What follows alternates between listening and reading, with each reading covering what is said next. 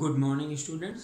आज के वीडियो में आप देखेंगे परागण के लिए युक्तियाँ, यानी परागण की प्रक्रिया के लिए अनुकूलन क्या होना चाहिए जिसके कारण जो है परागण हो सके।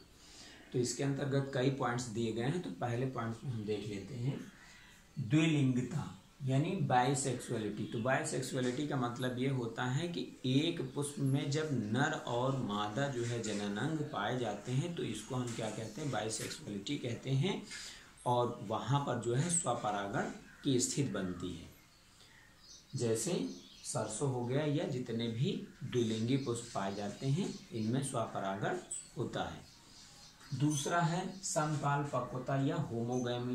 तो समकाल पक्वता या होमोगैमी को हम समझ सकते हैं इस तरीके से कि जिनमें जो है मेल और फीमेल रिप्रोडक्टिव ऑर्गन्स एक ही समय में जो है परिपक्व हो जाते हैं, यानी परिपक्वता आती है, तब वहाँ पर जो है स्वपरागण की स्थिति बनती है।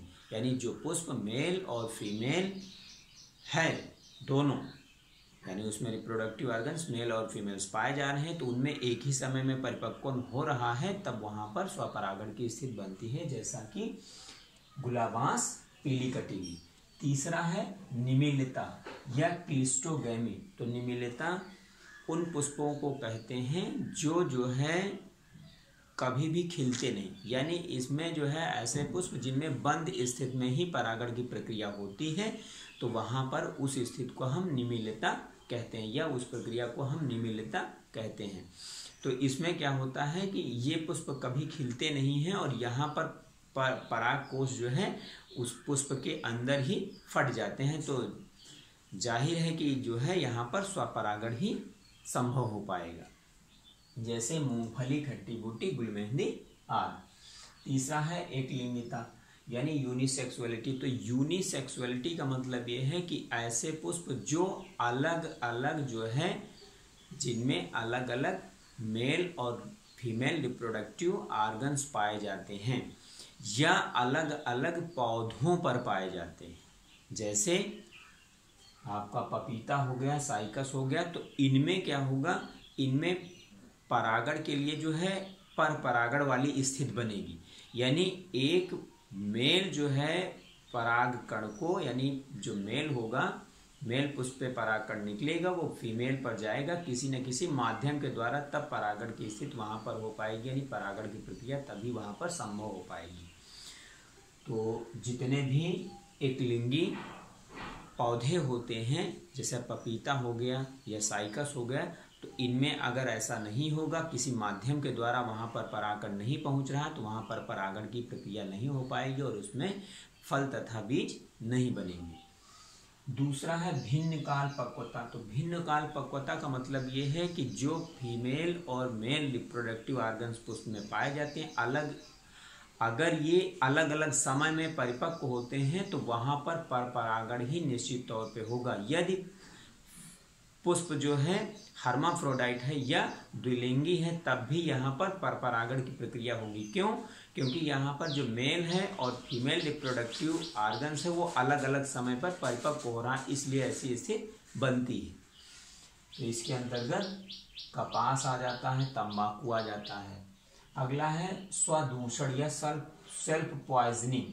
सेल्फ पॉइजनिंग का मतलब ये होता है कि इसमें जो है पराग कण अगर एक ही पुष्प में है और उसी को परागित कर रहे हैं तो वहाँ पर जो है पुष्प जो है खत्म हो जाता है, यानी पुष्प जो है सूख जाता है। तो इसको हम क्या कहते हैं, सेल्फ पॉइजनिंग कहते हैं। यानी परागकण अगर वर्तिका पर पहुँचता है तो वर्तिका सूख जाती है या फिर पुष्प ही सूख जाता है, तो इस स्थिति को हम सेल्फ पॉइजनिंग कहते हैं। तो इसमें भी जो है पर परागण की स्थिति बनती है, यानी पर परागण नहीं होगा तो वहाँ पर जो है निषेचन की प्रक्रिया और फल बनने की प्रक्रिया और बीज बनने की प्रक्रिया नहीं हो पाएगी। अगला है विषम रूपता। तो विषम रूपता के अंतर्गत क्या आता है, यानी जो मेल और फीमेल रिप्रोडक्टिव ऑर्गन होते हैं इनकी स्थिति अलग अलग होती है। यानी ये जो है या तो बहुत ज़्यादा पराग कोश होते हैं, या जो स्टेमेंस होता है तो बहुत लंबा हो जाता है तो बहुत छोटा हो जाता है। तो यहाँ पर जो है एक माध्यम नहीं मिल पाता है जिसके कारण जो है परागण संभव हो पाए, पुष्प अगर द्विलिंगी है तब भी। यानी इनमें जो है अलग अलग स्थिति में जो है इनके मेल और फीमेल रिप्रोडक्टिव ऑर्गन्स लगे होते हैं, इसलिए स्वपरागण संभव नहीं हो पाता है और यहाँ पर निश्चित तौर पे परपरागण ही हो पाता है, जैसे प्रिमरोज और अलसी। तो इस प्रकार से आपने देखा कि परागण के लिए क्या क्या अनुकूलन होना चाहिए। यानी कहने का मतलब ये है कि परागण अगर हो रहा है तो वहाँ पर अगर ये युक्तियाँ नहीं हैं, ये अनुकूलन नहीं है, तो वहाँ पर ना तो स्वपरागण हो पाएगा और ना ही परपरागण की स्थिति बन पाएगी। अगर ये कुछ अनुकूलन रहेंगे तो वहाँ पर या तो पौधे पुष्प में जो है स्वपरागण हो जाएगा या फिर परपरागण हो जाएगा। तो इस प्रकार से जब परपरागण हो जाएगा या स्वपरागण हो जाएगा तो वहाँ पर निषेचन की प्रक्रिया होगी और निषेचन के पश्चात जो है बीज तथा फल का बनना निश्चित हो जाएगा। तो इस तरीके से जो है ये परागण के लिए युक्तियाँ हैं, तो इसको आप पढ़ लीजिएगा। थैंक्स।